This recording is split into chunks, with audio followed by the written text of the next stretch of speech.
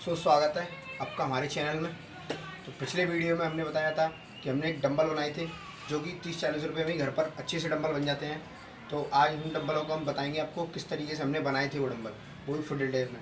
ठीक है, तो आप घर पर वो डंबल बना सकते हैं जल्दी से। तो शुरू करते हैं अपना वीडियो बिना किसी बकचोदी के। तो डंबल बनाने के लिए हमें देखो इन सब चीज़ों की आवश्यकता होती है। जैसे कि हमारे पास कटर है और जो हमने पाइप लिया है बीच में रॉड की तरह से लगाने के लिए, और हम जमाने के लिए लिया हमने कि बाल्टी। आप और भी कुछ ले सकते हैं, जैसे कि हमने कि डिब्बा भी लिया है, इसको हमने काट रखा है। तो ये हमारे पास बालू है और हमने गिट्टी ली है और सीमेंट भी हमारे पास। ठीक है, तो इस तरीके से हम अपना डंबल बना के तैयार करेंगे अच्छे से। तो आप डब्बे की जगह पर कुछ और भी ले सकते हैं जमाने के लिए, कोई दिक्कत नहीं है। ठीक है, ये हमने बालू ली है। अब इसमें हम डालेंगे क्या, बजरी। अब हम बजरी डालेंगे इसमें।